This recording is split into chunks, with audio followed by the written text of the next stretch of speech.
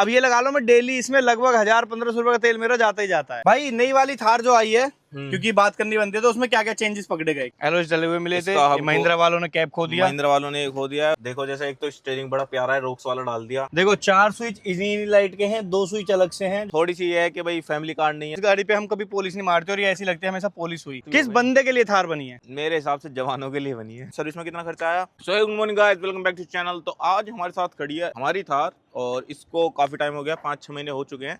तो एक अच्छा खासा ओनरशिप रिव्यू मैं दे सकता हूँ। इस समय अभी जिम कॉर्बेट भी घूम के आया था। इससे पहले जिमनी थी, तो मैं ये भी बता सकता हूँ कि जिमनी अच्छी है, ये अच्छी है। और ये लगभग हमने चला ली 8-9 हज़ार के आसपास चला ली है 5-6 महीने में ही। तो वीडियो करते हैं स्टार्ट। और इससे हम नई जो थार आ रही है उसमें भी हम देखेंगे कि भाई इसमें क्या क्या चीज़ नहीं है और उसमें क्या क्या चीज़ आ रही है। तो क्या हाल है मोटे? बहुत बढ़िया। हाँ तो भाई अब मुझे ये बता कि कितना टाइम हो गया इसे लिए हुए हमें? लगभग 6 महीने हो गए, 12 अक्टूबर को 6 महीने हो जाएंगे एग्जैक्ट। ओके, और ये हमने बता सब कुछ कैसे ली, सेकेंड हैंड ली, क्या लिया? भाई हम लेने जा रहे थे स्कॉर्पियन हमें मिली नहीं, उस पर वेटिंग बहुत ज़्यादा थी। और जो मॉडल चाहिए था वो तो बिल्कुल भी नहीं मिल रहा था, ब्लैक कलर नहीं मिल रहा था। तो ऐसे ही एक दिन हम OLX पे देख रहे थे तो ये दिख गई, और ये मॉडिफाइड थी, थोड़ी बहुत मॉडिफाइड थी, और तो हमने की है। तो बड़ी प्यारी लग रही थी देखने में। और हमारा थार का मन तो बहुत पहले से था कि थार लेनी है। तो हमने सोचा कि स्कॉर्पियन या बड़ी गाड़ी थोड़ी देर मतलब कुछ टाइम के लिए छोड़ देते हैं, अभी थार ही ले लेते हैं, बाद में देखेंगे उसे। तो फिर हमने इसके बारे में OLX पे मैसेज करा, मतलब इसके लिए हमने OLX पे मैसेज करा, फिर मैंने तुझे भेजा, वहाँ पे चले गए। लेकिन इसमें एक दिक्कत निकली, ये निकल गई पेट्रोल। और पेट्रोल भाई साहब मतलब क्या ही बोलूँ कि पेट्रोल का एवरेज क्या है, 7 का एवरेज देती है। मतलब अगर तुम 2000 का तेल डलवाओगे और तुम अगर यूँ घूम गए तो बिल्कुल खत्म, फिर दोबारा डलवाओ। मतलब बहुत कम एवरेज देती है। और अभी जिम कॉर्बेट भी घूम के आया हूँ मैं। वो भी बताएंगे, बट एक चीज मैं बोलना चाहूंगा भाई, लोग बाग जो ये बोलते हैं ना टंकी फुल कराया करो, मैं तो कह रहा हूँ पेट्रोल थार की कभी टंकी फुल मत कराया करो। अब पूछो क्यों? भाई साहब पेट्रोल थार की जब आप टंकी फुल कराओगे तो आपके 5000 से 5500 रुपये जाएंगे। उसके बाद आप 3-4 दिन बाद फिर 5000-5500 खर्च करोगे। तो इससे अच्छा है भैया थोड़ा थोड़ा डलवा लो, क्योंकि 5000-5500 जब आपके 3-4 दिन में जाते हैं तो ऐसा लगता है कितना ह्यूज अमाउंट जा रहा है मेरी जेब से।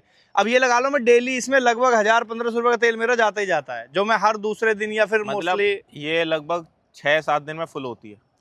हाँ हर 6 दिन में, हर 5-6 दिन में फुल होती है। और अगर दिल्ली का मेरा रूट रहा तो फिर तो होती रहती है। भाई देखो कुछ ये कम चलने पे है कि 5-6 हज़ार का ये 6 मतलब 6 दिन फुल हो रही है। वरना अगर ये डेली 100 किलोमीटर भी चले ना, 100-150 किलोमीटर लोकल में चले और यहाँ पे भी चले, तो भाई से भी हर 30 दिन मांगेगी। बिल्कुल सही बात है। और हाईवे पे ज्यादा से ज्यादा देती है 10 का माइलेज, है ना? ज़्यादा से तो ज़्यादा। अब इस सब चीज़ों को मिक्स नहीं करते, अब क्वेश्चंस पुट करेंगे। बाकी अगर आपको बेसिक चीज़ें जाननी है, कैसे ली, क्यों ली, कब ली, कैसे कैसे आई, कितना टाइम लगा, क्या मतलब जो भी सारी चीज़ें, वीडियो अटैच कर दूंगा, आप लोग उसको देख लेना, क्योंकि पहले मैंने शूट किया हुआ है। अगर दोबारा से सारी चीज़ें पूछने लगूँ तो बहुत लंबी वीडियो हो जाएगी। तो बात करते हैं अब एक्सपीरियंस की। कितने किलोमीटर हमने चलाई है? ये लगभग 9-10 हज़ार चला दी है। इसमें एक ट्रिप हुई है, एक ही हुई है। हाँ अभी एक ट्रिप हुई है, वो जिम कॉर्बेट की हुई है। तो उसमें हमें एवरेज पता लगा। मैंने सोचा था कि इतनी लंबी ट्रिप है और वो पहाड़ों के रास्ते हैं नहीं, बहुत अच्छे रास्ते हैं, मतलब मस्त रास्ते हैं। अगर इसे भगाओगे भी जब भी, इसका एवरेज अच्छा होना चाहिए। तो इसका ओवरऑल जो एवरेज आया था और चली थी लगभग 450 से 500 के आसपास 11 का। क्या बात। और ऐसा नहीं है पहाड़ों पे चली है, हाईवे पे ही नॉर्मल चली है, उस पे 11 का है। उस पे 11 का एवरेज। मतलब ये कह सकते हैं से चलाया मैंने सोचा था कि मैं एवरेज निकाल लूंगा जब है 11 का, वरना 10 का ही देती है अगर इसे रफ ड्राइव करते हो। मतलब कि हम ये बोल सकते हैं हाईवे पे मैक्स टू मैक्स ये 11-11.5 देगी मैक्सिमम, है ना? कितने प्यार से चला लो। और ऑफ रोडिंग के मामले में बढ़िया है। और जब नज़र घूमती है इसके लिए तो और भी अच्छा लगता है, क्योंकि ये थोड़ी सी मॉडिफाइड भी करा रखी है तो और ज़्यादा घूमते हैं लोगों की। और ऑफ रोडिंग में तो है ही बढ़िया, मतलब जिमनी और इसमें कंपेयर करें तो दोनों ही मेरे हिसाब से बढ़िया है गाड़ी। ओके, ऐसा नहीं है कि ये ऊपर है वो ऊपर है। हाँ जिमनी थोड़ी सी बाजी वहाँ मार जाएगी कि उसका छोटा साइज है और थोड़ी सी लाइट वेट है, तो ज़्यादा हर्डल्स को पार कर सकती है एज कम्पेयर टू दिस। सही बात है। बाकी मॉडिफिकेशन के नाम पे क्या क्या कराया था हमने? सबसे पहले हम फ्रंट से स्टार्ट करते हैं। ये ग्रिल चेंज है, ये भाई बड़ी तगड़ी लगती है गजब, क्योंकि सब वो रूबीकॉन वाली लगवा लेते हैं। ये लाइट भी है ना ग्रिल में? ये हमने स्विच लगवा रखा है, क्योंकि अब मुझे अच्छी नहीं लगती है लाइट, ये तुझे अच्छी लगती थी इसलिए मैंने स्विच लगवा दिया, बंद कर देता हूँ। मुझे तो कभी अच्छी नहीं लगी है, मैं तो खुद बोलता था कि कितनी चीप मैंने मना लगती करी है। थी कि बिना लाइट वाली ले, तू लाइट वाली लेके आया। वो इसलिए क्योंकि उतने ही पैसों में भाई ज्यादा मिल रही है, 4 लाइट एक्स्ट्रा मिल रही है हमें, ठीक है, तो क्यों ना ले हम। उसके बाद हेडलाइट चेंज कराई है, DRL तो चेंज है, और फॉग लाइट इसके साथ जो आई थी वो भी चेंज करा दी, नई डलवाई हुई है। बम्पर चेंज है, बम्पर भी चेंज है, बम्पर नया डलवा दिया, हल्का सा क्रैक था तो हमने चेंज करा दिया। पीपीएफ हुई है पूरे में, जितने प्लास्टिक पार्ट है पीयू कोटिंग हो रखी है। ठीक है। ये हमने लाइट लगवाई है बड़ी, अभी ये रेड भी है, इसमें येलो भी है। भाई चेक कराओ, मोड चेक कराओ इसके जरा, ये तो चेक कराने वाली चीज है। और इसके देखो स्विच दिखा देता हूँ आपको, कितने स्विच लगे हुए हैं, हटियो भाई। 4 स्विच लगे हुए हैं। देखो 4 स्विच इसी लाइट के हैं, 2 स्विच अलग से हैं जो और लाइट के, जैसे कि एक ग्रिल लाइट उसे भी दिखा देता हूँ मैं, जो ऊपर वाली। हाँ पहले मैं ग्रिल वाली लाइट को दिखा देता हूँ। ये रही ग्रिल लाइट, जली नहीं, हाँ ऑन हो गई, ठीक है। अब ये वाली लाइट पे आए थे, ये पहला जो है रेड है, अब हो गया वाइट, अब हो गया येलो, अब हो गया फ्लैशर येलो, ये मिक्स हो गई। मिक्स कहाँ है, अच्छा वोम वाइट हो गई है, ठीक है।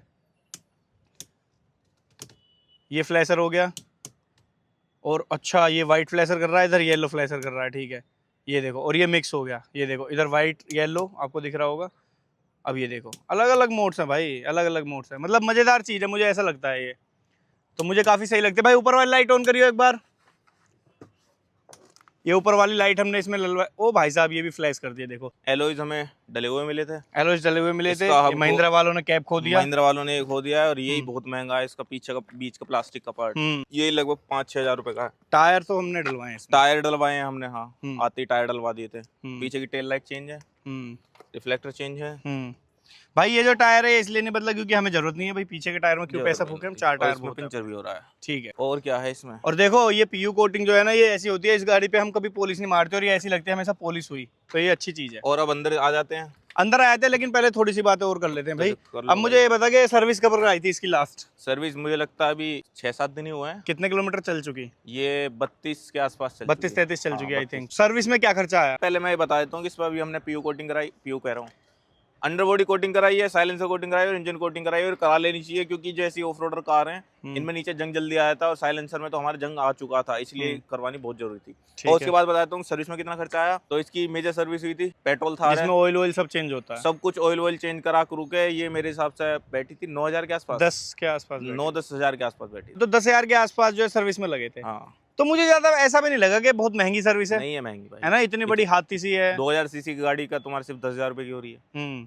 भाई शुरू से लेके पंच चलाई, होंडा सिटी चलाई थी, और लीनिया भी चलाई थी। लीनिया तो सबसे पहले थी, तो वो लीनिया ही कहीं ना कहीं दिमाग में घूमती थी पावर के लिए। हाँ पावर के लिए इसलिए घूमती थी, और ये 7 का एवरेज इसलिए भी फर्क नहीं देता क्योंकि वो 6 के एवरेज की थी। हाँ, और पावर कैसी है फिर भाई इसकी, हाँ भाई देखो टीजेट जो लीनिया थी उसके जैसी, उससे कंपैरिजन नहीं कर रहे, इसकी बात कर रहे हैं। इसकी पावर मस्त है, मतलब इसे तुम भगा सकते हो, रेस कर सकते हो, और ऑफ रोड तो है ही। जैसे 4x2 है ना, और 4x2 चलाओ फिर इसे चलाओ, कि वो 15 सीसी का डीजल इंजन है, तो उसमें तुम्हें पता लगेगा कि यहाँ पावर की कमी है।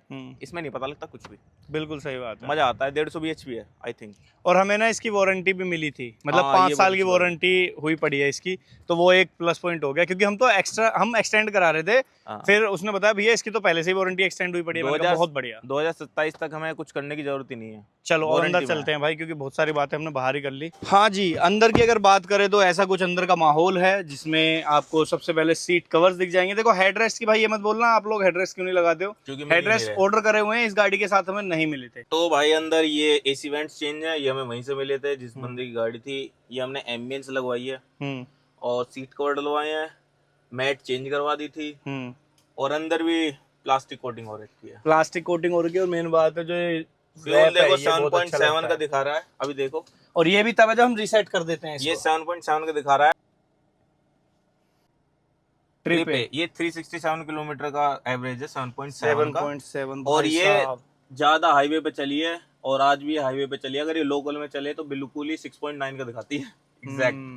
भाई नई वाली थार जो आई है, क्योंकि बात करनी बनती है, तो उसमें क्या क्या चेंजेस पकड़े गए, क्योंकि अब लीक हुई है उसमें, मतलब जो जो चीज इसमें कमी है वो उसमें सारी पूरी कर दी गई। देखो जैसे एक तो स्टीयरिंग बड़ा प्यारा है, रोक्स वाला डाल दिया, हाँ। थोड़ा सा प्रीमियम लुक आ रहा है, मतलब थार रोक्स को ऐसा बनाना चाहिए था जैसी अब थार बनाई उन्होंने, है ना, मानता है इस बात को? नहीं, थार रोक्स को ऐसा बनाना चाहिए, ब्लैक रखनी चाहिए, ब्लैक रखनी चाहिए थी, और प्लास्टिक वाली छत देनी चाहिए थी, मतलब एक रो पर क्या लगता है कि हम कुछ कर पाएंगे, मतलब चेंज करेंगे, क्योंकि मैंने सारी नोट कर ली, सारी ऐसी चीजें जो चेंज हो सकती है। देखो उसमें एक तो ये 10 वो आया रोक्स वाला, हो जाएगा सिस्टम, ये हो जाएगा, स्टीयरिंग चेंज हो जाएगा, ये पैनल चेंज हो जाएंगे, और ये बीच का एक आर्म रेस्ट आएगा कंसोल वाला। भाई मैं बता देता हूँ थोड़ा सा, चेंज होगा। डोर पैनल पे यहाँ पे जो है पावर विंडोज आ चुकी है, यहाँ पे आर्मरेस्ट आ चुका है बिल्कुल थार रोक्स वाला। और जो चेंजेस है वो बता रहा हूँ, यहाँ पे आपको ग्रैब हैंडल मिल जाएगा ड्राइवर साइड, ताकि आप इजी एक्सेस कर सकते हो अंदर के लिए। बाकी ये स्क्रीन चेंज है, थोड़े से चेंजेस यहाँ हैं या नहीं है वो मुझे थोड़ा सा नहीं है, यहाँ पे चेंजेस नहीं है। बाकी यहाँ पे स्टीयरिंग चेंज है, तो मुझे ऐसा लग रहा है मैं बहुत जल्द इसको थार रोक्स मतलब सॉरी थार 3 डोर फेसलिफ्ट में कन्वर्ट करने वाला हूँ। तो आप लोग जरूर से जरूर सब्सक्राइब कर लो, क्योंकि मैं इसको जब करूंगा ना तो उसकी एक मतलब सारी चीजें बताऊंगा, उसमें कितना खर्चा आया क्या नहीं आया। और ज्यादा कुछ लग नहीं रहा मुझे, हो सकता है कि उसकी ग्रिल भी चेंज करनी पड़े मुझे। नहीं, ग्रिल नहीं कराएंगे हम अंदर से करा लेंगे। मुझे थार रोक्स की ग्रिल आज तक पसंद नहीं आई। ये बात भी है। तो भाई लास्ट में ओवरऑल एक एक्सपीरियंस शेयर कर दे कि गाड़ी लेने के बाद क्या एक सोच रखता है। तो बस इसकी एक तो मुझे एवरेज की दिक्कत लगती है, एवरेज के हिसाब से थोड़ी सी ऐसा लगता है कि उसका ये ड्रॉबैक है, वरना ऑफ रोडिंग में बहुत अच्छी है। रोड प्रेजेंस वाह, मतलब मजे आ जाता है। ठीक है, और इसे तुम कैसी बना लो, जैसे मेरा टेस्ट ये है तो ऐसी बना रखी है, और तुम कैसी बना लो। और थोड़ी सी ये है कि भाई फैमिली कार नहीं है तो सेकेंडरी कार है ये, कि अंदर घुसने में दिक्कत होती है, पीछे किसी को जाना हो तो। बट मैंने एक चीज देखी भाई, हमारी फैमिली में तो सब आदी हो चुके हैं इस चीज के। कोई दिक्कत नहीं। शुरू में तो 1-2 बार हमारी मम्मी ने थोड़ा बोला था कि क्या है, बट अब उनको ऐसी आदत हो चुकी है कि हमें एक बार को पीछे बैठने में किलस उठती है, बट उनको आराम से बैठ जाती है। और जैसे रास्ते हैं ना, इसे कैसी भी चला लो, फ्री ऑफ माइंड सीधी सीधी चलाओ, कोई दिक्कत नहीं है, सस्पेंशन में दिक्कत नहीं आती। और लोग कहते हैं कि थार में बहुत आवाज आती है, भाई थार में उनकी आवाज आती है जो मेंटेन नहीं करते थार हम तो मेंटेन करके रखते हैं। अगर एक आवाज भी आ जाए, इतनी ऑफ रोडिंग के बाद भी ना, अरे भाई आ रही है ना आवाज, वारंटी में जाके कराओ फिर चेक। हाँ भाई, एक आवाज नहीं आ सकती बिल्कुल भी। और ऐसे नहीं है कि इसमें नहीं आ सकती, मेंटेन करनी आनी चाहिए गाड़ी। जिमनी में आज तक नहीं आई, ना इसमें आई, पंच रखी थी उसमें भी नहीं आई। और लोग क्या करते हैं, आ रही आवाज, अरे इससे क्या फर्क पड़ रहा है, वो फर्क पड़ता पड़ता सारी खराब हो लेती है। सही बात है। तो बस हाँ, रात किस बंदे के लिए थार बनी है?